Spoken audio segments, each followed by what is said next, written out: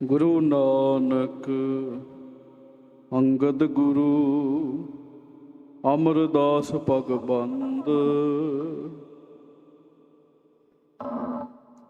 रामदास अर्जन गुरु बर श्री हरगोबिंद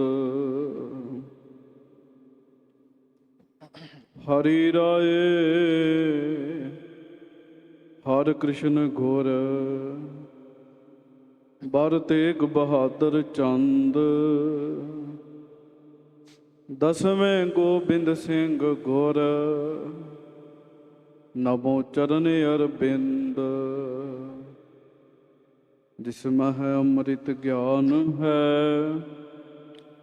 माणक भगत बैराग श्री गुरु ग्रंथ साहिब उदद बंदों कर अनुराग एक ओंकार सतगुरु तेह प्रसाद सच होए वाहे गुरु जी की फतेह विघ्न विनाशन सोए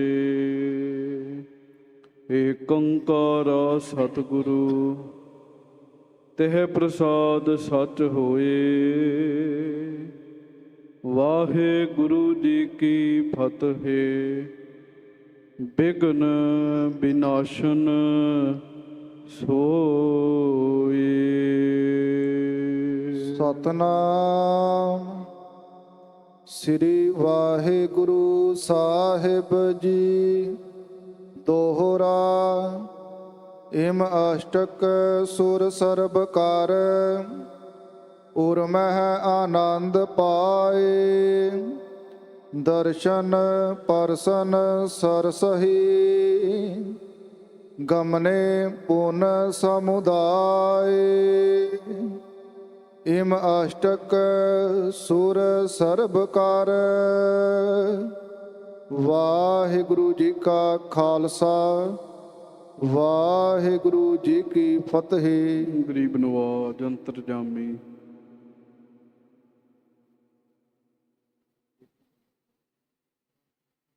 सच्चे पातशाह हाजरा हजूर सर्व कला भरपूर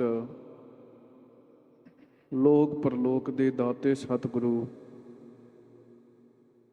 धन धन धन धन धन श्री गुरु ग्रंथ साहिब जी महाराज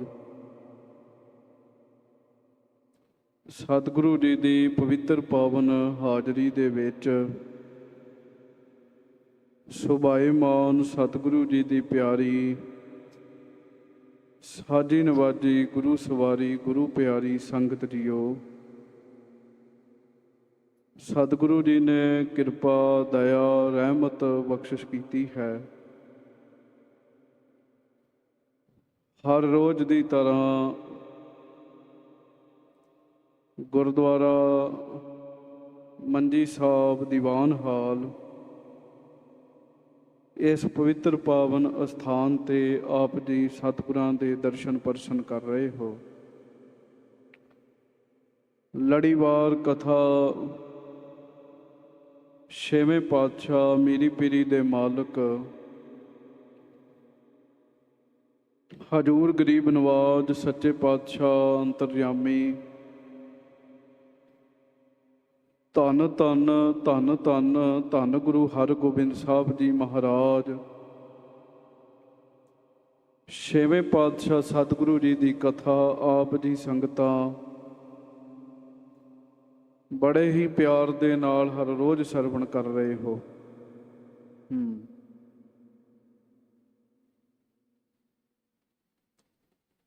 सतगुरु श्री गुरु हरगोबिंद साहब जी महाराज गरीब नवाज सतगुरु जी शरीर त्यागण की तैयारी कर रहे हैं। बैरागमई कथा चल रही है। महाराज जी ने माता मरवाही जी दे नाल आउंदे समय दे बचन कीते ਫਿਰ ਮਾਤਾ ਨਾਨਕੀ ਜੀ ਨੇ ਆ ਕੇ ਗੁਰੂ ਹਰਗੋਬਿੰਦ ਸਾਹਿਬ ਜੀ ਨੂੰ ਬੇਨਤੀ ਕੀਤੀ, ਗਰੀਬ ਨਵਾਜ ਆਪ ਜੀ ਨੇ ਗੱਦੀ ਜਿਹੜੀ ਹੈ ਉਹ ਆਪਣੇ ਪੋਤਰੇ ਨੂੰ ਬਖਸ਼ਿਸ਼ ਕੀਤੀ ਹੈ,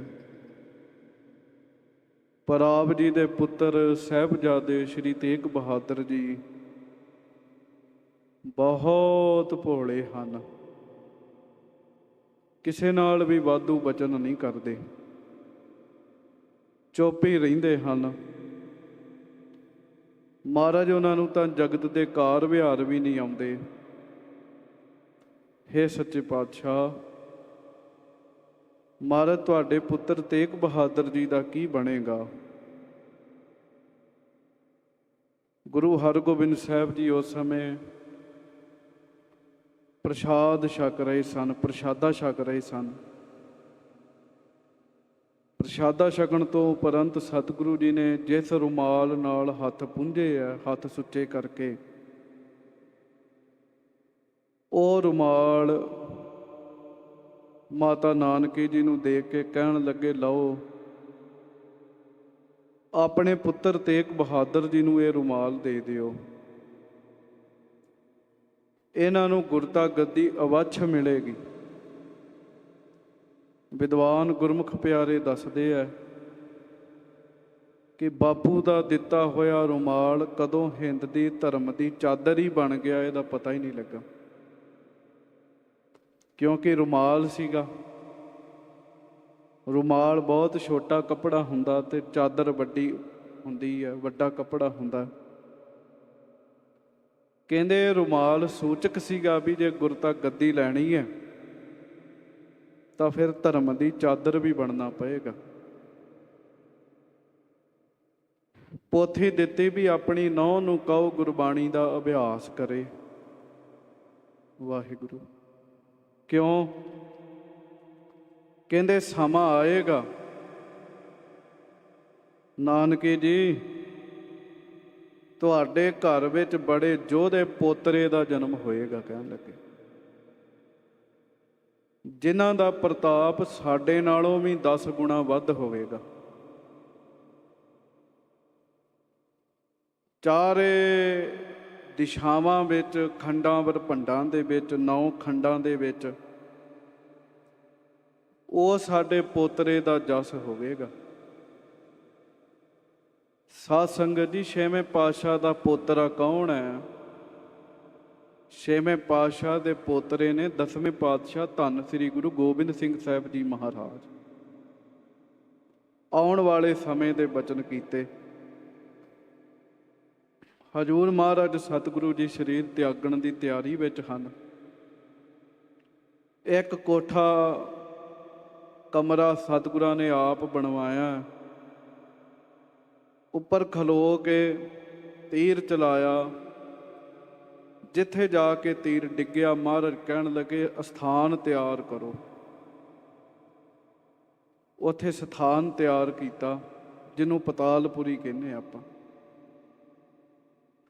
6ਵੇਂ ਪਾਤਸ਼ਾਹ ਗੁਰੂ ਹਰਗੋਬਿੰਦ ਸਾਹਿਬ ਜੀ ਦੇ ਚਰਨਾਂ ਵਿੱਚ ਗੁਪਤ ਰੂਪ ਵਿੱਚ ਦੇਵੀ ਦੇਵਤੇ ਵੀ ਆ ਰਹੇ ਹਨ।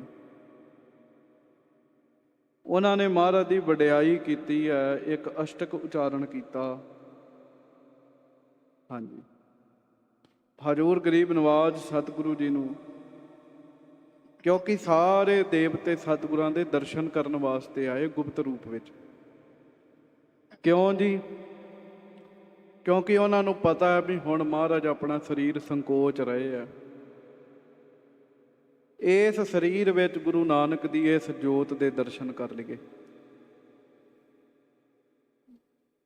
ਸਦਾ ਦੇਵ ਪਾਲੋ ਬਿਨੈ ਆਪ ਮਾਨੋ, ਸਹਾਈ ਬਨੋ ਬ੍ਰਿੰਦ ਦੋਖੀਨ ਹਾਨੋ। ਮਹਾਰਾਜ ਰਾਜਾਨ ਰਾਜਾ ਦਿਖਾਰੋ, ਮਹਾ ਤੇਜ ਧਾਰੀ ਕਰੋ ਸੰਤ ਕਾਜੋ। ਕਰੋ ਸੰਤ ਕਾਜੋ। ਜਗਨਨਾਥ ਮਾਧੋ ਸਰੂਪੰ ਛਬੀਲਾ, ਕਰੋ ਲੋਕ ਮੈਂ ਮਾਨਵੀ ਚਾਰ ਲੀਲਾ। ਨਯੋ ਪੰਥ ਸਿੱਖੇ ਬਿਥਾਰੀ ਮੁਕੰਦਾ, ਵਿਕਾਰੰ ਬਹੀਨਾ ਕੁਬੰਧੰ ਨਿਕੰਦਾ। ਭਾਈ ਬੁੱਧ ਮੰਦੰ ਕਲੀ ਕਾਲ ਜਾਨੀ, ਲਿਓ ਬੇਦ ਸਾਰੰ ਰਚੀ ਚਾਰ ਬਾਨੀ। ਪਠੰਤੇ ਸੁਨੰਤੇ ਹਨੰਤੇ ਕਲੰਕਾ ਲਹੈ ਮੋਖ ਕੋ ਅੰਤ ਕਵੈ ਨਾ ਅਤੰਕਾ। ਭਏ ਬੰਸ ਬੇਦੀ ਬਿਖੈ ਸੰਤ ਮੰਤਾ ਦਿਓ ਸਤ ਨਾਮੂ ਮਹਾਮੰਤਰ ਜਨਤਾ। ਨਵੋ ਖੰਡ ਮਾਹੀ ਕਰੀ ਕ੍ਰਿਤ ਮੰਡੰ ਗੁਰੂ ਰੂਪ ਹੋਏ ਮਤੰ ਖੰਡ ਖੰਡੰ।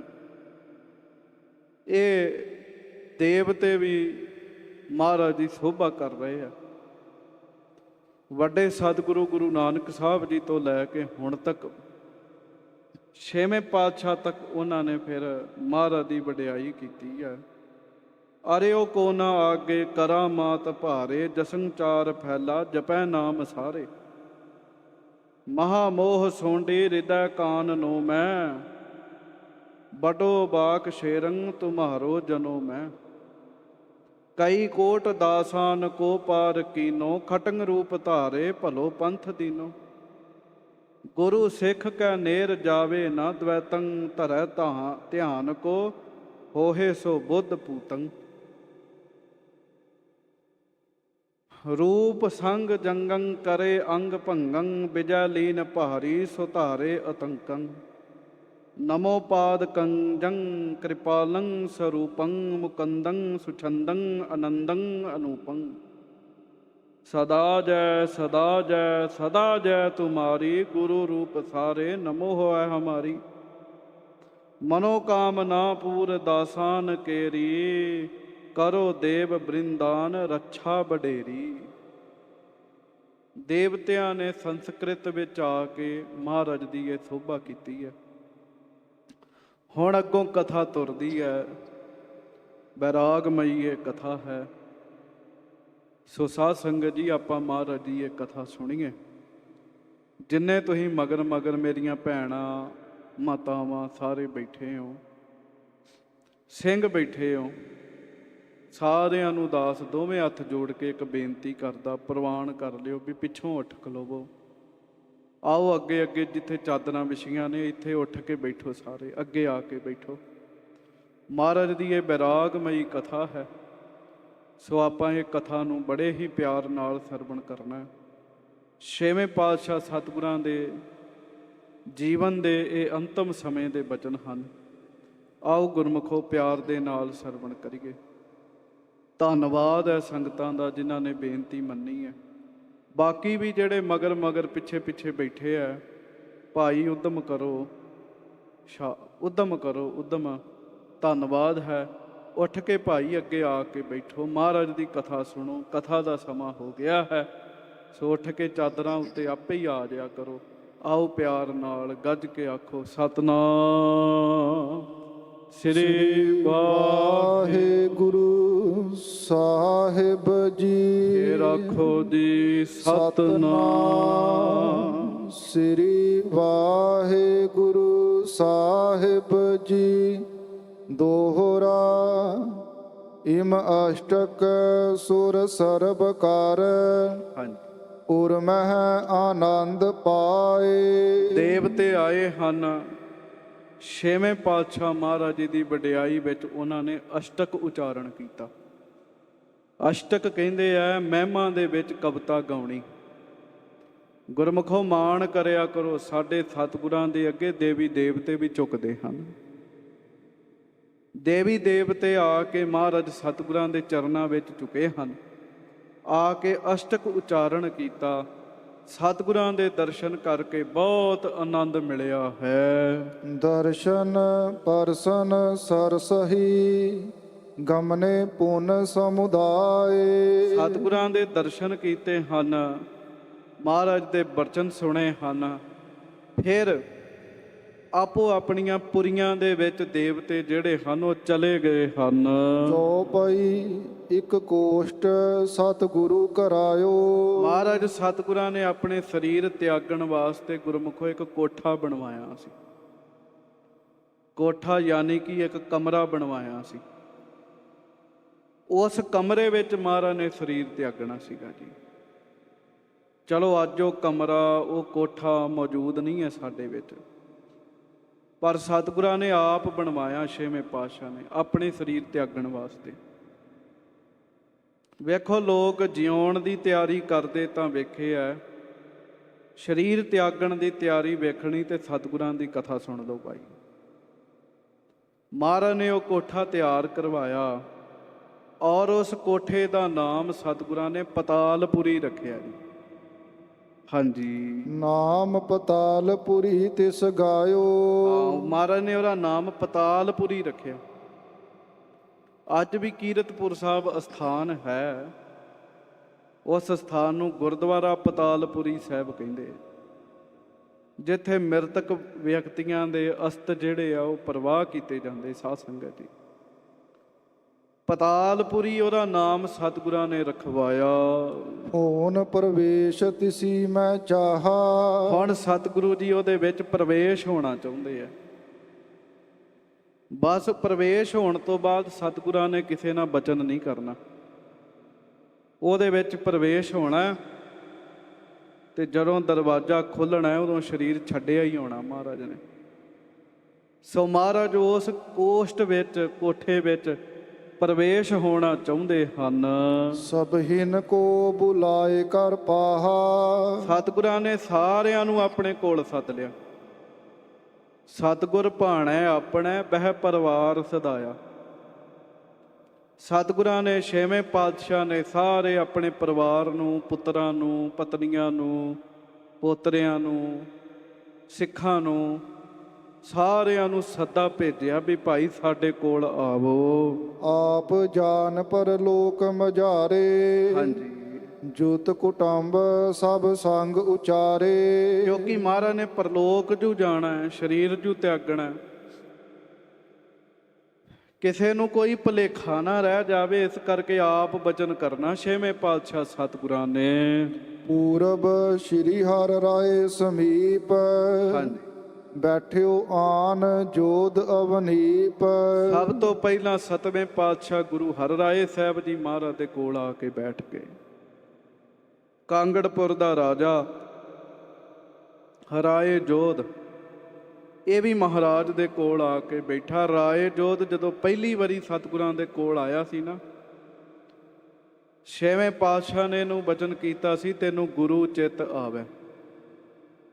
ਬਸ ਉਸ ਦਿਨ ਤੋਂ ਰਾਏ ਜੋਧ ਨੂੰ ਸਤਿਗੁਰੂ ਭੁੱਲੇ ਹੀ ਨਹੀਂ। ਸਾਧ ਸੰਗਤ ਜੀ, ਰਾਏ ਜੋਧ ਵੀ ਮਹਾਰਾਜ ਜੀ ਦੇ ਕੋਲ ਆ ਕੇ ਬੈਠ ਗਿਆ ਹੈ। ਗੁਰ ਘਰਨੀ ਦੋਨੋਂ ਸੁਨ ਆਈ। ਸਤਿਗੁਰਾਂ ਦੇ ਮਹਿਲ ਮਾਤਾ ਨਾਨਕੀ ਜੀ, ਮਾਤਾ ਮਰਵਾਹੀ ਜੀ, ਉਹਨਾਂ ਨੂੰ ਵੀ ਪਤਾ ਲੱਗਾ ਮਹਾਰਾਜ ਕੋਠੇ ਅੰਦਰ ਪ੍ਰਵੇਸ਼ ਹੋਣ ਲੱਗੇ ਹਨ।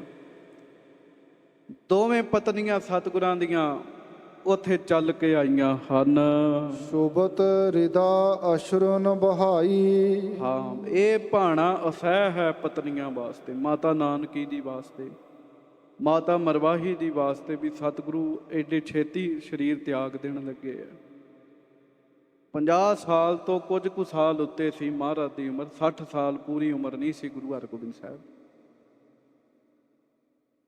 ਮਾਤਾਵਾਂ ਬੈਰਾਗ ਕਰ ਰਹੀਆਂ ਹਨ, ਆ ਕੇ ਨੇਤਰਾਂ ਵਿੱਚ ਹੰਝੂ ਵਹਿ ਰਹੇ ਹਨ। ਬਰਿੰਦ ਮਸੰਦ ਬਿਲੰਦੈ ਆਏ। ਸਾਰੇ ਮਸੰਦ ਵੀ ਉੱਥੇ ਪਹੁੰਚ ਗਏ। ਕੋਈ ਮਸੰਦ ਆਪਣੇ ਤੰਬੂ ਵਿੱਚ ਨਹੀਂ ਬੈਠਾ, ਸਾਰੇ ਪਹੁੰਚ ਗਏ। ਚਲੋ ਭਾਈ, ਇਹ ਮਹਾਰਾਜ ਦੇ ਅੰਤਮ ਹੀ ਦਰਸ਼ਨ ਹਨ।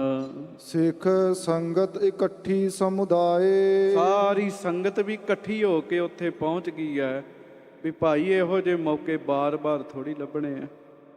ਸਤਿਗੁਰੂ ਐਡੇ ਵੱਡੇ ਮਾਲਕ ਨੇ, ਮਹਾਰਾਜ ਸੱਦ ਰਹੇ ਆ, ਮੁੜ ਪਤਾ ਨਹੀਂ ਦਰਸ਼ਨ ਹੋਣ ਨਾ ਹੋਣ। ਸੰਗਤਾਂ ਵੀ ਚੱਲ ਕੇ ਉੱਥੇ ਪਹੁੰਚ ਗਈਆਂ ਹਨ। ਸਭ ਸੋ ਊਚ ਉਚਾਰ ਸੁਨਾਇਓ। ਮਹਾਰਾਜ ਸਤਿਗੁਰੂ ਉੱਚੀ ਬੋਲ ਕੇ ਸਾਰਿਆਂ ਨੂੰ ਬਚਨ ਸੁਣਾਉਣ ਲੱਗੇ ਤਾਂ ਕਿ ਕਿਸੇ ਨੂੰ ਕੋਈ ਭੁਲੇਖਾ ਨਾ ਰਹਿ ਜਾਵੇ। ਉੱਚੀ ਬੋਲ ਕੇ ਮਹਾਰਾਜ ਬਚਨ ਕਰਨ ਲੱਗੇ। ਹਮ ਸੋ ਕਹੋ ਜਥਾ ਜਿਸ ਭਾਇਓ। ਮਹਾਰਾਜ ਛੇਵੇਂ ਪਾਤਸ਼ਾਹ ਉੱਚੀ ਕਹਿੰਦੇ। ਮਹਾਰਾਜ ਦੀ ਆਵਾਜ਼ ਬੜੀ ਬੇਸ ਵਾਲੀ ਸੀ, ਮੋਟੀ ਸੀ ਆਵਾਜ਼, ਗੱਜਵੀਂ ਸੀ ਆਵਾਜ਼। ਮਹਾਰਾਜ ਕਹਿਣ ਲੱਗੇ, ਭਾਈ ਗੁਰਸਿੱਖੋ, ਸਾਨੂੰ ਦੱਸ ਦਿਓ ਜੇ ਕਿਸੇ ਦੀ ਕੋਈ ਇੱਛਾ ਰਹਿ ਗਈ ਹੈ ਤੇ ਜੋ ਤੁਹਾਡੇ ਮਨ ਵਿੱਚ ਚੱਲ ਰਿਹਾ ਸਾਨੂੰ ਦੱਸ ਦਿਓ। ਕਹਿਣ ਲੱਗੇ, ਹੁਣ ਹੀ ਸਮਾਂ ਹੈ, ਹਮਰੀ ਤਿਆਰੀ ਹੈ ਪਰਲੋਕ। ਵਾਹਿਗੁਰੂ। ਮਹਾਰਾਜ ਕਹਿਣ ਲੱਗੇ, ਸਾਡੀ ਤਿਆਰੀ 'ਚ। ਕਹਿਣ ਲੱਗੇ, ਪਰਲੋਕ ਜਾਵਣ ਦੀ, ਸੱਚਖੰਡ ਜਾਵਣ ਦੀ ਸਾਡੀ ਪੂਰੀ ਤਿਆਰੀ ਹੈ। ਧਰੋ ਆਨੰਦ ਨਾ ਕੀਜੈ ਸ਼ੋਕ। ਮਹਾਰਾਜ ਕਹਿਣ ਲੱਗੇ ਸ਼ੋਕ ਨਾ ਕਰਿਓ, ਅਫਸੋਸ ਨਾ ਕਰਿਓ, ਆਨੰਦ ਹੀ ਧਾਰਨ ਕਰਿਓ। ਸਤਿਗੁਰੂ ਕਹਿਣ ਲੱਗੇ, ਕਿਉਂਕਿ ਮਹਾਰਾਜ ਤਾਂ ਗੁਰੂ ਸਾਹਿਬ ਦੀ ਬਾਰੇ ਅਵਸਥਾ ਸਾਡੇ ਤੁੱਛ ਜੀਵ ਜਿਹੜੇ ਉਹ ਬਿਆਨ ਨਹੀਂ ਕਰ ਸਕਦੇ। ਵੀ ਮਹਾਰਾਜ ਤਾਂ ਆਪਣੇ ਘਰ ਚੱਲੇ ਆ। ਹਾਂਜੀ, ਸੁਨਤ ਸਭਿਨ ਕੇ ਮਨ ਮੁਰਝਾਏ। ਜਦੋਂ ਸਾਰਿਆਂ ਨੇ ਬਚਨ ਸੁਣਿਆ ਨਾ, ਗੁਰੂ ਹਰਗੋਬਿੰਦ ਸਾਹਿਬ ਨੇ ਕਿਹਾ ਵੀ ਸਾਡਾ ਤਿਆਰਾ ਭਾਈ ਸੱਚਖੰਡ ਜਾਣ ਦਾ, ਤੇ ਗੁਰਮੁਖੋ ਗੁਰਸਿੱਖਾਂ ਦੇ ਮਨ ਮੁਰਝਾ ਗਏ ਸੀ। ਪਤਾ ਕਿਉਂ? ਕਿਉਂਕਿ ਸਤਿਗੁਰਾਂ ਤੋਂ ਵਿਛੜਨ ਨੂੰ ਜੀ ਨਹੀਂ ਕਰਦਾ। ਇਹ ਅਸਹਿ ਵਿਛੋੜਾ ਹੈ। ਇਹੋ ਵਿਛੋੜਾ ਸਹਿਆ ਨਾ ਜਾਏ। ਇਹੋ ਵਿਛੋੜਾ ਸਹਿਆ ਨਾ ਜਾਏ। ਬੋਲੋ, ਇਹੋ ਵਿਛੋੜਾ ਸਹਿਆ ਨਾ ਜਾਏ। ਇਹੋ ਸਹਿਆ ਨਾ। ਸਤਿਗੁਰ ਮਿਲੈ ਤਾਂ ਮਿਲੈ ਸੁਭਾਏ, ਇਹੋ ਵਿਛੋੜਾ ਸਹਿਆ ਨਾ ਜਾਏ। ਜਦੋਂ ਮਹਾਰਾਜ ਨੇ ਬਚਨ ਕੀਤਾ ਨਾ ਵੀ ਅਸੀਂ ਸਰੀਰ ਤਿਆਗ ਦੇਣਾ, ਐਨ ਸਾਧ ਸੰਗਤ ਜੀ ਸਾਰਿਆਂ ਦੇ ਚਿਹਰੇ ਜਿਹੜੇ ਸੀ ਉਹ ਮੁਰਝਾ ਗਏ। ਹਾਂਜੀ, ਸ਼ੀਗਰ ਬਿਲੋਚਨ ਜਲ ਪਰ ਆਏ। ਬਸ ਸੁਣਨ ਦੀ ਦੇਰੀ ਸੀ ਗੁਰਮੁਖੋ। ਗੁਰਸਿੱਖਾਂ ਦੇ ਪਿਆਰਿਆਂ ਦੇ ਨੇਤਰਾਂ ਵਿੱਚ, ਅੱਖਾਂ ਦੇ ਵਿੱਚ ਪਾਣੀ ਭਰ ਆਇਆ ਜੀ, ਵੀ ਇਹ ਮਹਾਰਾਜ ਕਿਹੜਾ ਬਚਨ ਕਰਨ ਦੇ। ਹਾਂਜੀ, ਬਦਨ ਸਦਨ ਦੁਤ ਜਿਮ ਅਰਬਿੰਦ। ਹਾਂਜੀ, ਕਰੇ ਪ੍ਰੇਮ ਕੋ ਹੇਰਤ ਬ੍ਰਿੰਦ। ਮਹਾਰਾਜ ਦੇ ਚਿਹਰੇ ਦੇ ਦਰਸ਼ਨ ਕਰਨ ਦੇ ਆ। ਸਤਿਗੁਰਾਂ ਦਾ ਚਿਹਰਾ ਐਨ ਕਮਲ ਦੇ ਫੁੱਲ ਵਾਂਗੂ ਖਿੜਿਆ ਪਿਆ ਹੈ, ਪਰ ਸਾਰੇ ਸਿੱਖਾਂ ਦਾ ਚਿਹਰਾ ਮੁਰਝਾ ਗਿਆ ਹੈ। ਬੜੇ ਪਿਆਰ ਨਾਲ ਗੁਰਸਿੱਖ ਛੇਵੇਂ ਪਾਤਸ਼ਾਹ ਗੁਰੂ ਹਰਗੋਬਿੰਦ ਸਾਹਿਬ ਜੀ ਨੂੰ ਤੱਕਣ ਲੱਗੇ, ਮਹਾਰਾਜ ਦੇ ਦਰਸ਼ਨ ਕਰਨ ਲੱਗੇ ਹਨ। ਬੋਲਨ ਕੇ ਸਮਰੱਥ ਨਹਿ ਹੋਏ। ਸਨਾਟਾ ਛਾ ਗਿਆ ਪੰਡਾਲ ਦੇ ਵਿੱਚ, ਕੋਈ ਬੋਲ ਨਹੀਂ ਸੀ ਰਿਹਾ। ਗੱਚ ਭਰ ਗਏ ਆ ਸਾਰਿਆਂ ਦੇ, ਬੋਲਿਆ ਨਹੀਂ ਜਾਂਦਾ, ਬੋਲਣ ਦੀ ਸਮਰੱਥਾ ਨਹੀਂ ਹੈਗੀ ਗੁਰਮੁਖੋ। ਕੀ ਬੋਲੀਏ ਅਸੀਂ ਆਪਣੇ ਸਤਿਗੁਰਾਂ ਨੂੰ। ਹਾਂਜੀ, ਇਕ ਟਕ ਗੁਰ ਸਰੂਪ ਕਹੋ ਜੋਏ। ਬਸ ਇੱਕ ਟੱਕ ਛੇਵੇਂ ਪਾਤਸ਼ਾਹ ਦੇ ਦਰਸ਼ਨ ਹੀ ਕਰੀ ਜਾ ਰਹੇ ਹੈ, ਦਰਸ਼ਨ ਹੀ ਕਰੀ ਜਾ ਰਹੇ ਹੈ। ਮੁੱਖੋਂ ਕੋਈ ਬੋਲ ਨਹੀਂ ਰਿਹਾ। ਸਾਰੀ ਸਭਾ ਵਿੱਚ ਸਨਾਟਾ ਛਾ ਗਿਆ ਹੈ। ਥਿਰੇ ਹਜ਼ਾਰੋਂ ਤੂਸ਼ਨ ਧਾਰੇ। ਹਜ਼ਾਰਾਂ ਸਿੱਖ ਬੈਠੇ ਐ, ਪਰ ਗੁਰਮੁਖੋ ਕਿਸੇ ਦੀ ਆਵਾਜ਼ ਨਹੀਂ ਆ ਰਹੀ। ਸਾਹ ਲੈਣ ਤੱਕ ਦੀ ਆਵਾਜ਼ ਨਹੀਂ ਸੀ ਆ ਰਹੀ। ਨੇਤਰਾਂ 'ਚ ਜਲ ਚੱਲ ਰਹੇ ਐ। ਹਿਰਦੇ ਵਿਆਕੁਲ ਨੇ, ਵਿਛੋੜੇ ਦੇ ਦੁੱਖ ਵਿੱਚ ਭਰ ਗਏ ਐ, ਪਰ ਸਾਰੇ ਚੁੱਪ ਬੈਠੇ ਹਨ। ਬਿਸਮਤ ਹਿਰਦੇ ਕਸ਼ਟ ਜਿਨ ਭਾਰੇ। ਬਹੁਤਾ ਹੀ ਕਸ਼ਟ ਮਿਲਿਆ ਮਹਾਰਾਜ ਦੇ ਮੁਖੋਂ ਇਹ ਸੁਣ ਕੇ ਵੀ ਸਾਡਾ ਤਿਆਰਾ ਹੋ ਗਿਆ ਭਾਈ। ਗੁਰਮੁਖੋ ਸੰਸਾਰੀ ਬੰਦਾ ਨਖਿੱਧ ਵੀ ਹੋਵੇ, ਉਹਦੇ ਨਾਲ ਵੀ ਪਿਆਰ ਪੈਦਾ ਹੋ ਜਾਂਦਾ। ਇਹ ਤੇ ਖੁਦ ਗੁਣਾਂ ਦੇ ਭੰਡਾਰ ਮਾਲਕ ਸਤਿਗੁਰੂ ਆਪ ਨੇ ਛੇਵੇਂ ਪਾਤਸ਼ਾਹ, ਕਿਉਂ ਨਹੀਂ ਪਿਆਰ ਹੋਏਗਾ। ਹਾਂਜੀ, ਸਭ ਦਿਸ਼ ਦੇਖ ਬਹੁਰ ਗੁਰ ਕਹਿਓ। ਮਹਾਰਾਜ ਸਤਿਗੁਰਾਂ ਨੇ ਸਾਰਿਆਂ ਵੱਲ ਵੇਖਿਆ ਜੀ। ਹਜ਼ਾਰਾਂ ਸੰਗਤਾਂ ਬੈਠੀਆਂ ਨੇ, ਕੱਲੇ ਕੱਲੇ ਦਾ ਚਿਹਰਾ ਗੁਰੂ ਹਰਗੋਬਿੰਦ ਸਾਹਿਬ ਵੇਖ ਰਹੇ ਆ, ਕਿਉਂਕਿ ਕੱਲੇ ਕੱਲੇ ਦੇ ਚਿਹਰੇ ਤੇ ਬੈਰਾਗ ਹੈ। ਸਾਧ ਸੰਗਤ, ਮਹਾਰਾਜ ਸਤਿਗੁਰੂ ਵੇਖ ਰਹੇ ਆ ਸਾਰਿਆਂ ਵੱਲ। ਫਿਰ ਪੜਿਓ, ਸਭ ਦਿਸ਼ ਦੇਖ ਬਹੁਰ ਗੁਰ ਕਹਿਓ। ਕੱਲੇ ਕੱਲੇ ਆਪਣੇ ਪਿਆਰੇ ਸਿੱਖ ਨੂੰ ਵੇਖ ਕੇ ਗੁਰੂ ਹਰਗੋਬਿੰਦ ਸਾਹਿਬ ਫਿਰ ਮੁਖੋਂ ਬਚਨ ਕਰਨ ਲੱਗੇ ਹਨ। ਇਸ ਮਹਿ ਕਿਆ ਅਚਰਜ ਤੁਮ ਲਹਿਓ। ਮਹਾਰਾਜ ਕਹਿੰਦੇ, ਗੁਰਸਿੱਖੋ ਕਿਉਂ ਬੈਰਾਗ ਕਰ ਰਹੇ ਹੋ? ਇਹਦੇ 'ਚ ਕੀ ਅਚਰਜ ਹੈ? ਸਰੀਰ ਤਿਆਗਣ ਵਿੱਚ ਕਿਹੜਾ ਇੱਕ ਕੰਮ ਹੈ ਜਿਹੜਾ ਅੱਗੇ ਨਹੀਂ ਹੋਇਆ? ਕਹਿਣ ਲੱਗੇ ਹਾਂਜੀ, ਸਲਤਾ ਸਾਮ ਜਗ ਕੋ ਪਰਵਾਹਾ। ਮਹਾਰਾਜ ਗੁਰਸਿੱਖਾਂ ਨੂੰ ਕਹਿਣ ਲੱਗੇ, ਸਿੱਖੋ ਇਹ ਸੰਸਾਰ ਹੈ ਜਿਵੇਂ ਨਦੀ ਦਾ ਪ੍ਰਵਾਹ ਹੁੰਦਾ ਹੈ ਨਾ, ਇੱਕ ਰਸ ਚੱਲਦੀ ਹੈ, ਪਾਣੀ ਤੁਰੀ ਜਾਂਦਾ ਹੈ। ਹਾਂਜੀ, ਥਿਰਹਿ ਨਾ ਕੋ ਸਭ ਚੱਲ ਜਾਹਾ। ਹਾਂ, ਪਾਣੀ ਇੱਕ ਵਾਰੀ ਲੰਘ ਗਿਆ। ਮਹਾਰਾਜ ਕਹਿਣ ਲੱਗੇ, ਪਾਣੀ ਟਿਕਿਆ ਥੋੜੀ ਰਹਿੰਦਾ। ਨਦੀ ਜਿਹੜੀ ਚੱਲਦੀ ਉਹਦੇ 'ਚ ਪਾਣੀ ਖਲੋਤਾ ਨਹੀਂ ਰਹਿੰਦਾ, ਤੁਰਦਾ ਹੀ ਰਹਿੰਦਾ। ਇਹ ਜਗਤ ਹੈ ਗੁਰਮੁਖੋ, ਇੱਥੇ ਕੋਈ ਖਲੋਤਾ ਨਹੀਂ ਰਹਿੰਦਾ। ਦੁਨੀਆ ਦਾ ਦਸਤੂਰ ਹੈ, ਇੱਥੇ ਕੰਮ ਚੱਲਦਾ ਹੀ ਰਹਿੰਦਾ ਹੈ। ਇਹ ਪਰਮੇਸ਼ਰ ਦਾ ਹੁਕਮ ਹੈ।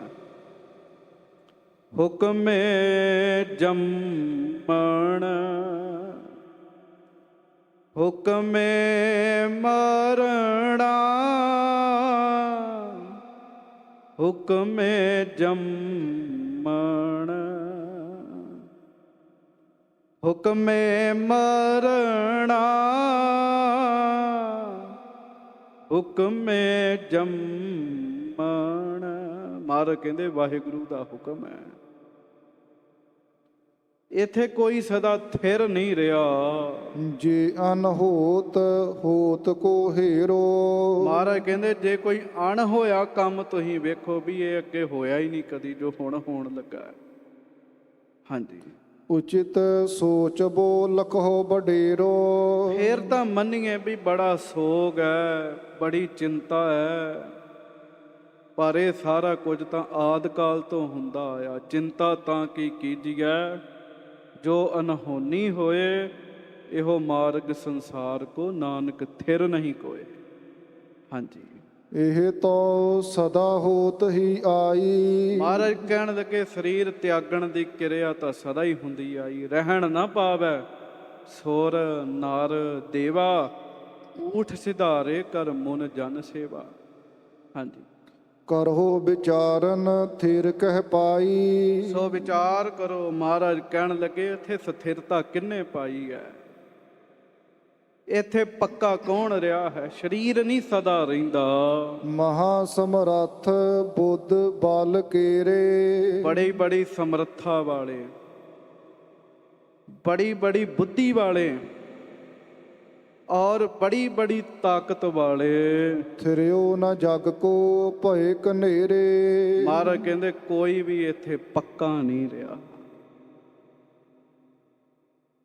ਇੱਥੇ ਸਭ ਨਹੀਂ ਜਾਣਾ ਹੈ ਗੁਰਮੁਖੋ, ਇਹ ਸਰਾਂ ਹੈ ਸੰਸਾਰ। ਰਹਿਣ ਨਾ ਕੋ ਪਈ ਹੈ ਰੇ।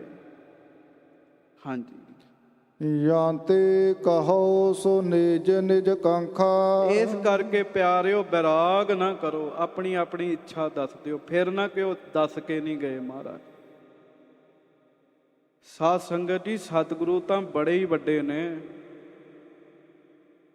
ਬੜੇ ਹੀ ਵੱਡੇ ਹੈ। ਗੁਰੂ ਸਾਹਿਬ ਦੇ ਸਿੱਖਾਂ ਨੇ ਇਹ ਚੋਜ ਵਰਤਾਏ। ਹਰਿਆਣੇ ਦੇ ਵਿੱਚ ਇੱਕ ਗੁਰਮੁਖ ਪਿਆਰੇ ਹੋਏ, ਉਹਨਾਂ ਦਾ ਨਾਮ ਬਾਬਾ ਸਾਵਣ ਸਿੰਘ ਜੀ ਸੀ। ਉਹਨਾਂ ਦੇ ਜਿੰਨੇ ਸੰਗੀ ਸਾਥੀ ਸਨ, ਉਹਨਾਂ ਨੇ ਆਪ ਕਹਿ ਦਿੱਤਾ ਸੀ, ਭਾਈ ਇੰਨੀ ਤਰੀਕ ਨੂੰ ਅਸੀਂ ਸਰੀਰ ਤਿਆਗਣਾ। ਜਿਹਦੇ ਮਨ ਵਿੱਚ ਕਿਸੇ ਵੀ ਤਰ੍ਹਾਂ ਦਾ ਸ਼ੰਕਾ ਹੈ, ਉਹ ਸਾਨੂੰ ਪੁੱਛ ਲਵੇ, ਮੁੜਨਾ ਕਿਉਂ ਸਾਨੂੰ ਦੱਸਿਆ ਨਹੀਂ ਸੀ। ਤੇ ਜੇ ਸਿੱਖ ਇਹੋ ਜਿਹੇ ਕੰਮ ਕਰ ਸਕਦੇ ਐ, ਤੇ ਗੁਰਦੇਵ ਜੀ ਤਾਂ ਬਹੁਤ ਵੱਡੇ ਹਨ, ਗੁਰੂ ਹਰਗੋਬਿੰਦ ਸਾਹਿਬ ਜੀ। ਮਹਾਰਾਜ ਸਤਿਗੁਰੂ ਕਹਿਣ ਲੱਗੇ, ਪਿਆਰਿਓ ਦੱਸ ਦੋ ਜੋ ਜਿਹਦੇ ਜਿਹਦੇ ਮਨ ਵਿੱਚ ਇੱਛਾ ਹੈ। ਅੰਤ ਸਮਾਹਮ ਆਪਨੋ ਭਾਖਾ। ਅਸੀਂ ਤੁਹਾਨੂੰ ਦੱਸ ਦਿੱਤਾ ਹੈ ਵੀ ਇਹ ਸਾਡਾ ਅੰਤਮ ਸਮਾਂ ਹੈ। ਹਾਂਜੀ, ਸ੍ਰੀ ਹਰਿ ਰਾਏ ਸੰਗ ਪੁਨ ਕਹਿਓ।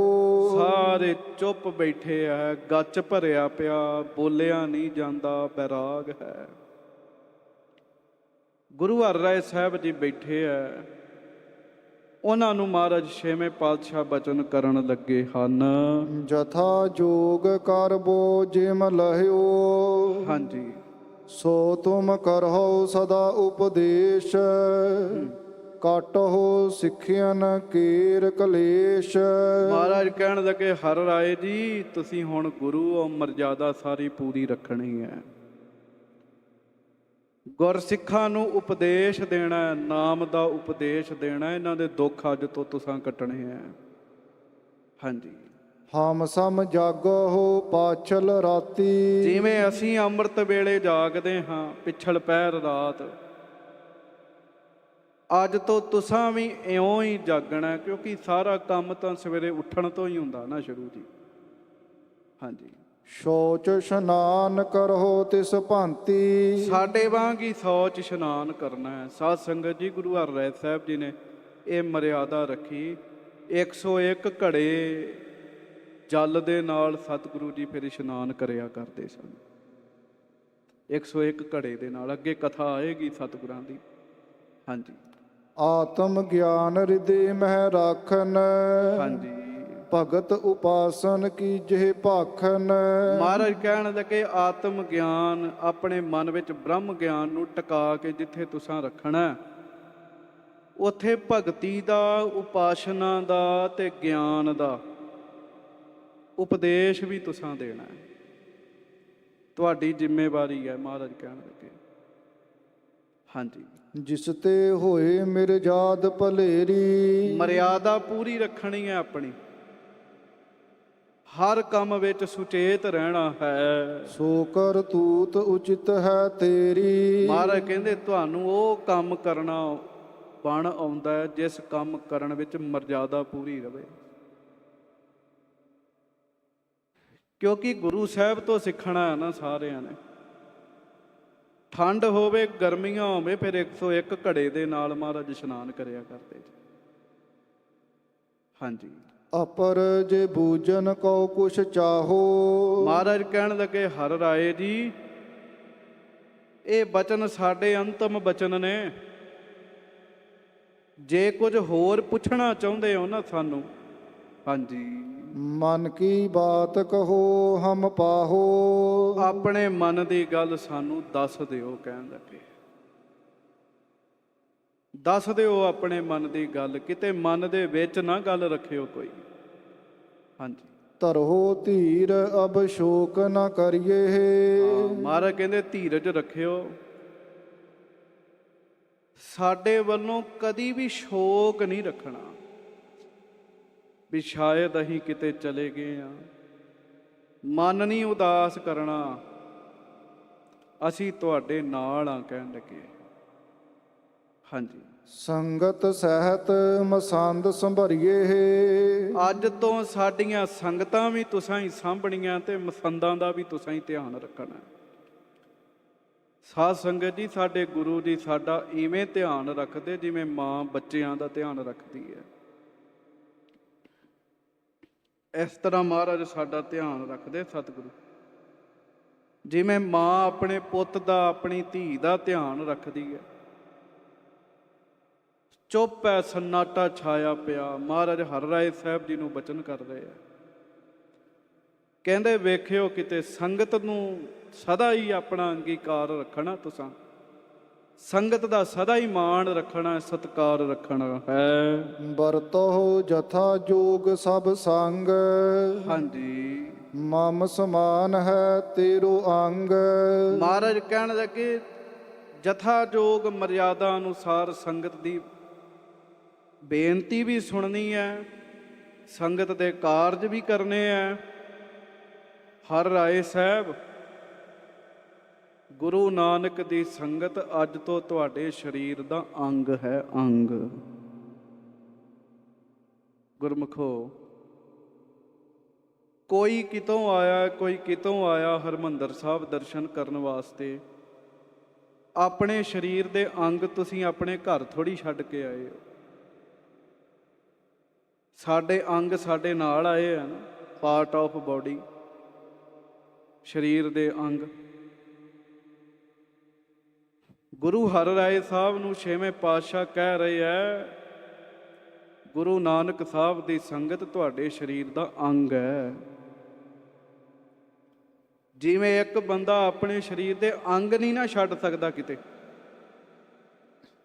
ਉਵੇਂ ਮਹਾਰਾਜ ਕਹਿੰਦੇ ਤੁਸੀਂ ਗੁਰੂ ਕੀ ਸੰਗਤ ਨਹੀਂ ਛੱਡਣੀ ਕਦੀ ਵੀ। ਹਾਂਜੀ। ਸੁਨਤ ਪਿਤਾਮੇ ਕੀ ਸ਼ੁਭ ਬਾਣੀ। ਆਪਣੇ ਦਾਦਾ ਸਤਿਗੁਰੂ ਗੁਰੂ ਹਰਗੋਬਿੰਦ ਸਾਹਿਬ ਜੀ ਦੇ ਬਚਨ ਸਤਵੇਂ ਪਾਤਸ਼ਾਹ ਨੇ ਸੁਣੇ।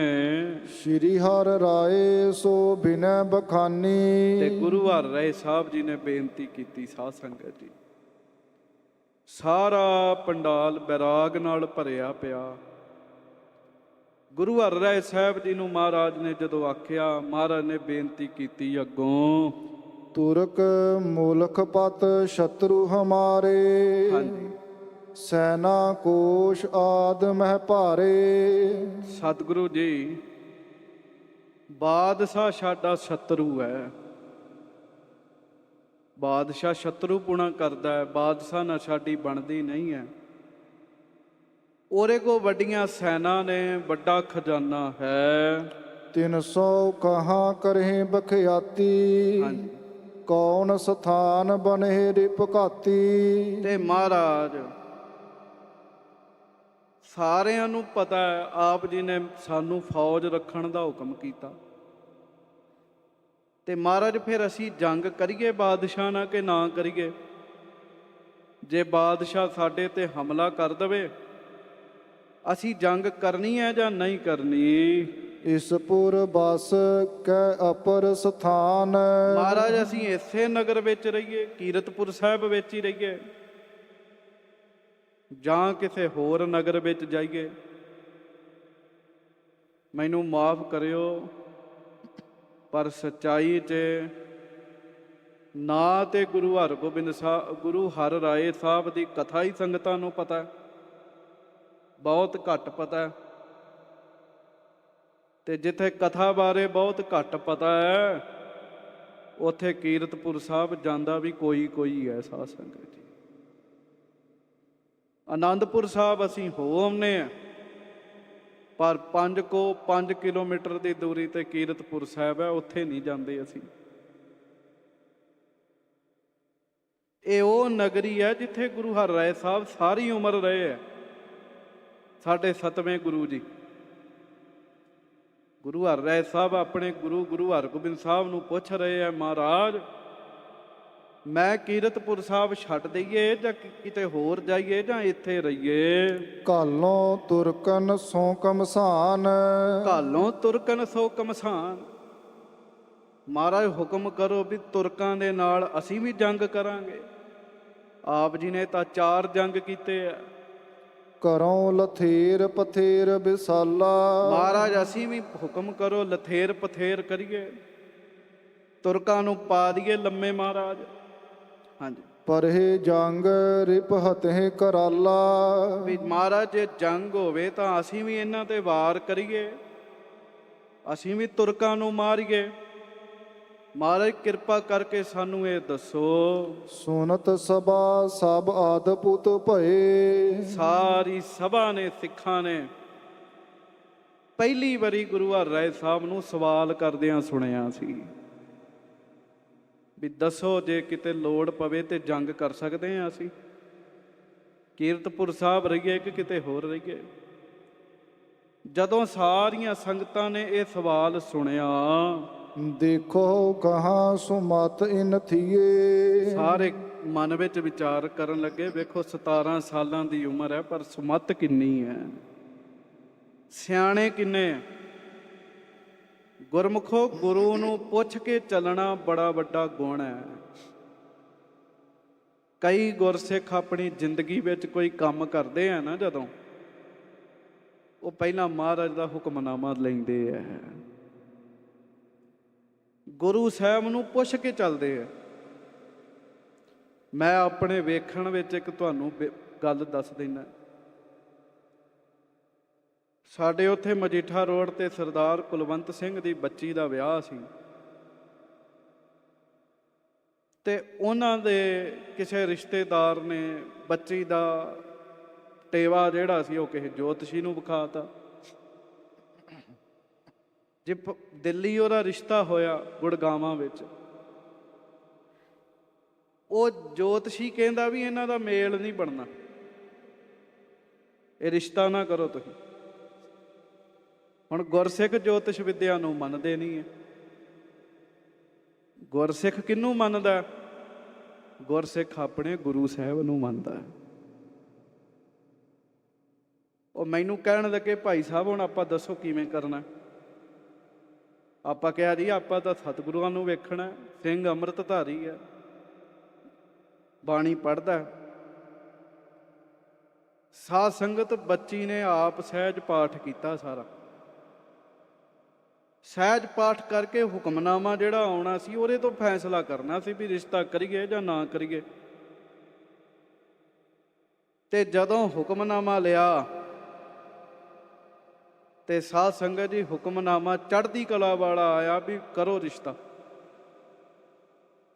ਅੱਜ ਤੱਕ ਸਾਧ ਸੰਗਤ ਜੀ ਉਹ ਪਰਿਵਾਰ ਹੱਸਦਾ ਵਸਦਾ, 2 ਬੱਚੇ ਆ ਉਹਨਾਂ ਦੇ, ਕੋਈ ਇੱਕ ਕਿਣਕਾ ਮਾਤਰ ਵੀ ਉਹਨਾਂ ਵਿੱਚ ਤੂੰ ਮੈਂ ਨਹੀਂ ਹੈਗੀ ਦੋਵਾਂ ਜੀਆਂ ਵਿੱਚ।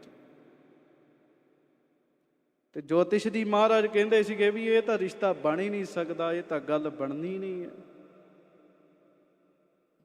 ਪਰ ਜਦੋਂ ਆਪਾਂ ਗੁਰੂ ਸਾਹਿਬ ਦੇ ਚਰਨਾਂ 'ਚ ਤਰਲਾ ਲੈਂਦੇ ਆ ਨਾ, ਗੁਰਮੁਖੋ ਸਾਡੇ ਗੁਰੂ ਸਾਹਿਬ ਬੜੇ ਵੱਡੇ ਆ। ਇਸ ਕਰਕੇ ਕੋਈ ਵੀ ਕੰਮ ਕਰਨਾ ਆਪਾਂ ਆਪਣੇ ਸਤਿਗੁਰਾਂ ਤੋਂ ਪੁੱਛ ਕੇ ਕਰਨਾ ਹੈ। ਆਪਾਂ ਆਪਣੇ ਸਤਿਗੁਰਾਂ ਦੇ ਚਰਨਾਂ ਵਿੱਚ ਅਰਦਾਸ ਬੇਨਤੀ ਕਰਕੇ ਕੰਮ ਕਰਨਾ ਹੈ। ਸਿੱਖ ਕਹਿੰਦੇ ਵੇਖੋ ਛੋਟੀ ਉਮਰ ਹੈ ਪਰ ਆਪਣੇ ਗੁਰੂ ਨੂੰ ਪੁੱਛ ਰਹੇ ਆ, ਗੁਰੂ ਹਰਿ ਰਾਏ ਸਾਹਿਬ ਪੁੱਛ ਕੇ ਕੰਮ ਕਰ ਰਹੇ ਆ। ਹਾਂਜੀ, ਅਲਪ ਬੈਸ ਬ੍ਰਿਧਨ ਸਮ ਬੋਲੇ। ਇਹਨੇ ਉਮਰ ਤਾਂ ਛੋਟੀ ਹੈ ਪਰ ਗੱਲਾਂ ਬਜ਼ੁਰਗਾਂ ਵਾਂਗੂ ਕਰਦੇ ਹਨ। ਭੇ ਸਮਰੱਥ ਗੁਰਿਆਈ ਕੋ ਲੇ। ਕਹਿੰਦੇ ਵਾਕਈ ਇਹ ਸਮਰੱਥ ਨੇ, ਗੁਰਤਾ ਗੱਦੀ ਦੇ ਯੋਗ ਨੇ। ਹਾਂਜੀ, ਸਤਿਗੁਰ ਪੋਤਰੇ ਕੋ ਮੁਖ ਦੇਖ। ਸੱਚੇ ਪਾਤਸ਼ਾਹ ਮਹਾਰਾਜ ਨੇ ਜਦੋਂ ਆਪਣੇ ਪੋਤਰੇ ਗੁਰੂ ਹਰਿ ਰਾਏ ਸਾਹਿਬ ਦੇ ਮੁਖੋਂ ਇਹ ਸਵਾਲ ਸੁਣਿਆ, ਮਹਾਰਾਜ ਆਪਣੇ ਪੋਤਰੇ ਨੂੰ ਦੇਖਣ ਲੱਗੇ, ਹੋਏ ਪ੍ਰਸੰਨ ਸੋ ਵੀਰ ਪਰੇਖ। ਮਹਾਰਾਜ ਬੜੇ ਪ੍ਰਸੰਨ ਹੋਏ, ਕਿਉਂਕਿ ਗੱਲ ਵੀ ਚੜ੍ਹਦੀ ਕਲਾ ਵਾਲੀ ਕੀਤੀ ਨਾ ਵੀ ਮਹਾਰਾਜ ਪਾ ਦਈਏ ਤੁਹਾਡੇ ਵਾਂਗੂ ਲੰਮੇ ਇਹਨਾਂ ਤੁਰਕਾਂ ਨੂੰ, ਹੁਕਮ ਕਰਿਓ ਮਹਾਰਾਜ। ਹਾਂਜੀ, ਕਹਿਓ ਤਬੈ ਤੁਮ ਕਬਹੋ ਨਾ ਲਰੋ। ਤੇ ਗੁਰੂ ਹਰਗੋਬਿੰਦ ਸਾਹਿਬ ਗੁਰੂ ਹਰਿ ਰਾਏ ਸਾਹਿਬ ਨੂੰ ਕਹਿਣ ਲੱਗੇ, ਹਰਿ ਰਾਏ ਜੀ ਅਸੀਂ ਭਾਵੇਂ 4 ਜੰਗ ਕੀਤੇ ਪਰ ਤੁਸੀਂ ਨਹੀਂ ਲੜਨਾ। ਕਹਿਣ ਲੱਗੇ ਤੁਸੀਂ ਨਹੀਂ ਜੰਗ ਕਰਨੀ। ਹਾਂਜੀ, ਸ਼ਤਰੁਨ ਦੇਸ਼ ਤੇ ਸ਼ਾਂਤੀ ਧਰੋ। ਤੁਸੀਂ ਵੈਰੀਆਂ ਵਾਲੇ ਪਾਸਿਓਂ ਸ਼ਾਂਤੀ ਰੱਖਣੀ ਹੈ, ਮਾਣ ਨਹੀਂ ਕਰਨਾ, ਸ਼ਾਂਤੀ ਰੱਖਣੀ, ਤੁਸੀਂ ਨਹੀਂ ਜੰਗ ਕਰਨਾ। ਕਿਸ ਬਿਦ ਤੇ ਨਹਿ ਕਰੋ ਬਖੇਰਾ। ਹਾਂ, ਕਦੀ ਵੀ ਤੁਸੀਂ ਜੰਗ ਨਹੀਂ ਕਰਨਾ, ਇਹ ਗੱਲ ਪੱਕੀ ਰੱਖੋ। ਵੇਖੋ ਫੌਜ ਵੀ ਰੱਖਣੀ ਹੈ ਪਰ ਜੰਗ ਨਹੀਂ ਕਰਨਾ, ਮਹਾਰਾਜ ਦਾ ਹੁਕਮ ਹੋ ਗਿਆ ਜੀ। ਤਾਈਓ ਗੁਰੂ ਹਰਿ ਰਾਏ ਸਾਹਿਬ ਜੀ ਨੇ ਕਦੀ ਜੰਗ ਨਹੀਂ ਕੀਤਾ ਸਾਧ ਸੰਗਤ। ਹਾਂਜੀ, ਨਹੀਂ ਸੰਭਾਰੋ ਬੈਰ ਬਡੇਰਾ। ਤੁਸਾਂ ਮਨ ਵਿੱਚ ਤੁਰਕਾਂ ਦੇ ਪ੍ਰਤੀ ਕੋਈ ਵੀ ਫੁਰਨਾ ਨਹੀਂ ਲੈ ਕੇ ਆਉਣਾ। ਸੈਨਾ 2000 ਹਾਂ, 2200 ਘੋੜ ਸਵਾਰ ਰੱਖੋ ਸੰਗ ਸੁਚੇਤੀ ਧਾਰ। ਫੇਰ ਵੀ ਨਾਲ ਹੀ ਰੱਖਣੇ ਆ, ਸੁਚੇਤ ਰੱਖਣੇ ਆ। ਉਹ ਸਾਵਧਾਨ 2200 ਘੋੜ ਸਵਾਰ ਥੋੜਾ ਨਹੀਂ ਹੁੰਦਾ ਸਾਧ ਸੰਗਤ ਜੀ। 2200 ਘੋੜੇ, ਉਹਨਾਂ ਘੋੜਿਆਂ ਦੇ ਉੱਤੇ ਸ਼ਸਤਰਧਾਰੀ ਯੋਧੇ। ਹਾਂਜੀ, ਨਹੀਂ ਕਦਾਚਿਤ ਰਨ ਕੋ ਚਾਹੋ। ਮਹਾਰਾਜ ਕਹਿੰਦੇ ਫੌਜ ਪੂਰੀ ਰੱਖਣੀ ਹੈ, ਪਰ ਜੰਗ ਨਹੀਂ ਕਰਨਾ। ਭੋਗੋ ਆਨੰਦ ਬੈਠ ਕਰ ਮਾਹੋ। ਬਸ ਆਨੰਦ ਹੀ ਲੈਣਾ ਬੈਠ ਕੇ, ਤੁਸਾਂ ਸੁੱਖ ਹੀ ਮੰਨਣਾ ਹੈ। ਸ਼੍ਰੀ ਹਰਿ ਰਾਏ ਕਹਿਓ ਸੁਨ ਫੇਰ। ਗੁਰੂ ਹਰਿ ਰਾਏ ਸਾਹਿਬ ਸਤਿਗੁਰਾਂ ਨੇ ਫਿਰ ਬੇਨਤੀ ਕੀਤੀ, ਜੇ ਰਿਪ ਲੈ ਕਰ ਸੈਨ ਕਨੇਰ। ਮਹਾਰਾਜ ਸਾਡੇ ਕੋਲ ਫੌਜਾਂ ਹੋਣਗੀਆਂ ਤੇ ਜਦੋਂ ਵੈਰੀਆਂ ਨੇ ਵੇਖਣਾ ਵੀ ਇਹ ਫੌਜ ਰੱਖੀ ਬੈਠੇ ਆ, ਮਹਾਰਾਜ ਅਸੀਂ ਤਾਂ ਨਹੀਂ ਜੰਗ ਕਰਾਂਗੇ, ਪਰ ਜੇ ਉਹੋ ਹੀ ਚੜ ਕੇ ਆ ਗਏ ਤਾਂ ਫਿਰ ਅਸੀਂ ਕੀ ਕਰਾਂਗੇ? ਇਹ ਵੀ ਤਾਂ ਸਵਾਲ ਠੀਕ ਹੈ ਨਾ, ਵੀ ਜੇ ਉਹ ਆ ਗਏ ਜੰਗ ਕਰਨ ਵਾਸਤੇ ਫਿਰ ਅਸੀਂ ਕੀ ਕਰਾਂਗੇ? ਚੜ ਆਵੇ ਹਮ ਪਰ ਬਲ ਧਰੇ। ਜੇ ਮਹਾਰਾਜ ਉਹ ਆਪ ਹੀ ਆ ਗਏ ਹਮਲਾ ਕਰਨ ਵਾਸਤੇ, ਫਿਰ ਦੱਸੋ ਜਵਾਬ ਦੇਣਾ ਹੈ ਕਿ ਨਹੀਂ ਦੇਣਾ? ਭਰੇ ਗਰਭ ਤੇ ਜੇ ਲਰ ਪਰੈ। ਮਹਾਰਾਜ ਉਹ ਆਪੇ ਹੀ ਮਾਣ ਵਿੱਚ ਆ ਕੇ ਸਾਡੇ ਨਾਲ ਲੜਨ, ਫਿਰ ਅਸੀਂ ਥੋੜੀ ਚੁੱਪ ਰਵਾਂਗੇ। ਹਾਂਜੀ, ਤਬ ਕਿਆ ਕਰੇ ਹੁਕਮ ਸੋ ਕਰੋ। ਉਦੋਂ ਕੀ ਕਰਨਾ ਹੈ? ਅਸੀਂ ਆਪ ਤਾਂ ਜੰਗ ਕਰਨੀ ਨਹੀਂ, ਪਰ ਜੇ ਕੋਈ ਕਰੇ ਫਿਰ ਕੀ ਕਰੀਏ? ਇਹ ਸਾਨੂੰ ਦੱਸੋ। ਹੋਏ ਅਵਸ਼ਯਕ ਰਨ ਉਰ ਧਰੋ। ਤੇ ਮਹਾਰਾਜ ਉਦੋਂ ਤਾਂ ਜੰਗ ਕਰਨੀ ਜ਼ਰੂਰੀ ਹੈ ਨਾ। ਫਿਰ ਕੋਈ ਆ ਕੇ ਮਾਰ ਕੇ ਕੁੱਟ ਕੇ ਚਲ ਜੇ, ਇਹ ਵੀ ਗੱਲ ਚੰਗੀ ਨਹੀਂ ਹੁੰਦੀ ਸਾਧ ਸੰਗਤ ਜੀ। ਮਹਾਰਾਜ ਉਦੋਂ ਤਾਂ ਜੰਗ ਕਰਨੀ ਜ਼ਰੂਰੀ ਹੈ ਨਾ। ਹਾਂਜੀ, ਸੋਨ ਕਿਰਪਾਲ ਸ਼ੁਭ ਬਾਕ ਬਖਾਨਾ। ਗੁਰੂ ਹਰਗੋਬਿੰਦ ਸਾਹਿਬ ਕਿਰਪਾਲੂ ਸਤਿਗੁਰਾਂ ਨੇ ਜਦੋਂ ਸੁਣਿਆ, ਮਹਾਰਾਜ ਨੇ ਬਚਨ ਕੀਤਾ, ਜੋ ਤੁਮ ਪਰ ਚੜ ਕਰਹਿ ਪਿਆਨਾ। ਮਹਾਰਾਜ ਕਹਿਣ ਲੱਗੇ ਹਰਿ ਰਾਏ ਜੀ ਇਹਦਾ ਵੀ ਜਵਾਬ ਹੈ, ਹੱਲ ਹੈ। ਤੁਸੀਂ ਕਿਸੇ ਉੱਤੇ ਹਮਲਾ ਨਹੀਂ ਕਰਨਾ, ਪਰ ਜੇ ਕੋਈ ਤੁਹਾਡੇ ਉੱਤੇ ਹਮਲਾ ਕਰੇ, ਆਪ ਆਵੇ ਹਮਲਾ ਕਰਨ ਵਾਸਤੇ, ਸੋ ਨਹਿ ਆਵਨ ਪਾਵਹਿ ਕੈਸੇ। ਨਿਫਲ ਪਰੇ ਘਨ ਧੁੰਦਹਿ ਜੈਸੇ। ਗਰੀਬ ਨਵਾਜ ਸਤਿਗੁਰੂ ਕਹਿਣ ਲੱਗੇ ਉਹ ਰਸਤੇ ਵਿੱਚ ਹੀ ਖਤਮ ਹੋ ਜਾਣਗੇ, ਤੁਹਾਡੇ ਤੱਕ ਅੱਪੜ ਹੀ ਨਹੀਂ ਸਕਦੇ। ਜਿਵੇਂ ਗੜਾ ਹੁੰਦਾ ਨਾ, ਗੜਾ ਸਾਧ ਸੰਗਤ ਜੀ, ਗੜਾ ਉੱਤੋਂ ਬਹੁਤ ਵੱਡਾ ਡਿੱਗਦਾ, ਬੜੇ ਪ੍ਰੈਸ਼ਰ 'ਚ ਆਉਂਦਾ, ਪਰ ਉਹ ਧਰਤੀ ਤੇ ਆਉਂਦਿਆਂ ਆਉਂਦਿਆਂ ਏਡਾ ਜਿਹਾ ਹੀ ਰਹਿ ਜਾਂਦਾ, ਨਿੱਕਾ ਜਿਹਾ ਹੀ ਰਹਿ ਜਾਂਦਾ, ਕੁਝ ਵਿਗਾੜ ਨਹੀਂ ਪਾਉਂਦਾ, ਰਸਤੇ 'ਚ ਹੀ ਗਲ ਜਾਂਦਾ। ਮਹਾਰਾਜ ਕਹਿਣ ਲੱਗੇ ਜਿਹੜਾ ਤੁਹਾਡੇ ਤੇ ਹਮਲਾ ਕਰੇਗਾ ਉਹ ਰਸਤੇ 'ਚ ਹੀ ਗਲ ਜਾਵੇਗਾ, ਗੜੇ ਦੀ ਤਰ੍ਹਾਂ। ਬੱਦਲ ਕਈ ਗਰਜਦੇ ਹੀ ਐ, ਵਰਸਦੇ ਨਹੀਂ, ਉਹ ਕਾਰਜ ਹੋਵੇਗਾ। ਓਰੇ ਸਮਗਰ ਹੈ ਮਗ ਮਾਹੀ। ਗੜੇ ਵਾਂਗੂ ਰਸਤੇ ਵਿੱਚ ਹੀ ਉਹ ਗਲ ਜਾਵੇਗਾ ਜਿਹੜਾ ਤੁਹਾਡੇ ਉੱਤੇ ਹਮਲਾ ਕਰੇਗਾ।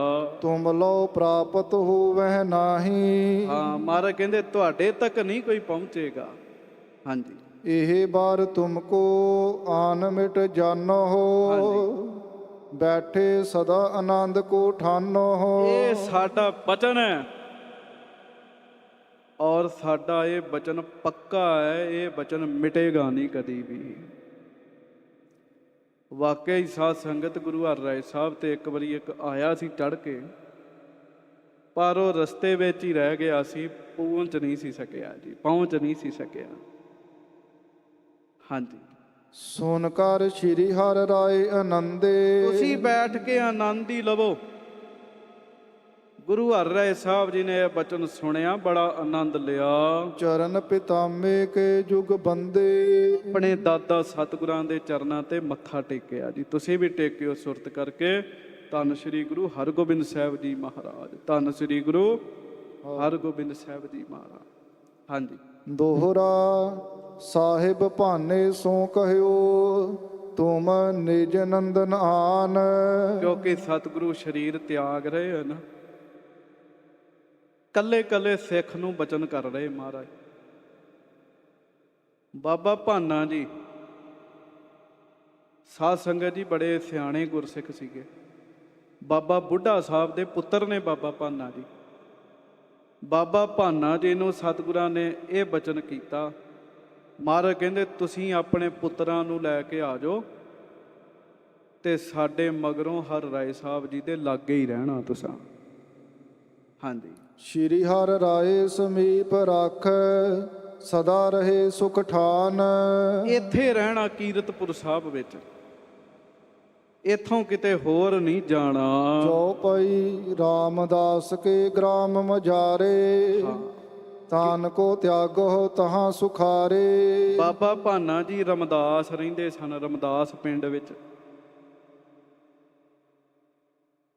ਮਹਾਰਾਜ ਕਹਿੰਦੇ ਉਹ ਪਿੰਡ ਹੁਣ ਛੱਡ ਦਿਓ।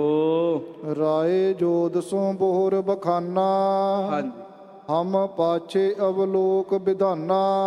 ਤੇ ਮਹਾਰਾਜ ਨੇ ਕਾਂਗੜ ਦੇ ਰਾਜੇ ਰਾਏ ਜੋਧ ਨੂੰ ਕਿਹਾ, ਮਹਾਰਾਜ ਕਹਿੰਦੇ ਵੀ ਸਾਡੇ ਪਿੱਛੋਂ ਪੁੰਨ ਕਾਂਗੜ ਕੋ ਜਾਹੋ ਸੁਖਾਰੇ। ਜਦੋਂ ਅਸੀਂ ਸਰੀਰ ਤਿਆਗ ਦੇਵਾਂਗੇ ਫਿਰ ਤੁਸੀਂ ਵੀ ਵਾਪਸ ਚਲੇ ਜਾਣਾ ਭਾਈ। ਪਰ ਸਾਰੇ ਬੈਰਾਗ ਚ ਭਰੇ ਪਏ ਵੀ ਇਹ ਗੁਰੂ ਹਰਗੋਬਿੰਦ ਸਾਹਿਬ ਆਪ ਹੀ ਆਪਣੇ ਸਰੀਰ ਤਿਆਗਣ ਦੀਆਂ ਗੱਲਾਂ ਕਰ ਰਹੇ ਆ। ਹਾਂਜੀ। ਭੋਗੋ ਪਰਾ ਲਬਦ ਤਨ ਧਾਰੇ। ਮਹਾਰਾਜ ਕਹਿਣ ਲੱਗੇ ਤੁਸੀਂ ਰਾਏ ਜੋਧ ਮੁਕਤ ਹੋ, ਬਸ ਸਾਡੇ ਪਿੱਛੋਂ ਪਰਾਲਬ ਦੀ ਭੋਗੋਗੇ ਤੁਸੀਂ ਥੋੜਾ ਸਮਾਂ। ਅੰਤ ਸਮੇਂ ਹਮ ਹੋਹੇ ਸਹਾਏ। ਤੇ ਰਾਏ ਜੋਧ ਜਦੋਂ ਤੁਹਾਡਾ ਵੀ ਅੰਤਮ ਸਮਾਂ ਆਏਗਾ ਤੁਹਾਡੀ ਮਦਦ ਕਰਨ ਲਈ ਪਹੁੰਚਾਂਗੇ ਅਸੀਂ, ਕਹਿਣ ਲੱਗੇ ਤੁਹਾਡੀ ਰਾਖੀ ਕਰਾਂਗੇ ਅਸੀਂ। ਹਾਂਜੀ। ਸਤਨਾਮ ਸਿਮਰੋ ਲਿਵ ਲਾਏ। ਸਾਡੇ ਮਗਰੋਂ ਆਪਣੇ ਘਰ ਵਿੱਚ ਬੈਠ ਕੇ ਸਤਨਾਮ ਸ੍ਰੀ ਵਾਹਿਗੁਰੂ ਜਪੋ, ਕਹਿਣ ਲੱਗੇ। ਹਾਂਜੀ। ਤਿਮਹੀ ਰੂਪਾ ਨਿਜ ਕਰ ਰਹੇ। ਭਾਈ ਰੂਪਾ ਜੀ ਸਾਹਮਣੇ ਆ ਕੇ ਬਹਿ ਗਏ। ਸਤਿਗੁਰੂ ਜੀ ਮਹਾਰਾਜ ਮੇਰੇ ਲਈ ਕੀ ਹੁਕਮ ਹੈ, ਮੈਂ ਕੀ ਕਰਾਂ? ਤੁਹਾਡੇ ਤੋਂ ਬਗੈਰ ਇਸ ਦੁਨੀਆ 'ਚ ਰਹਿ ਕੇ ਅਸੀਂ ਕੀ ਕਰਨਾ ਹੈ?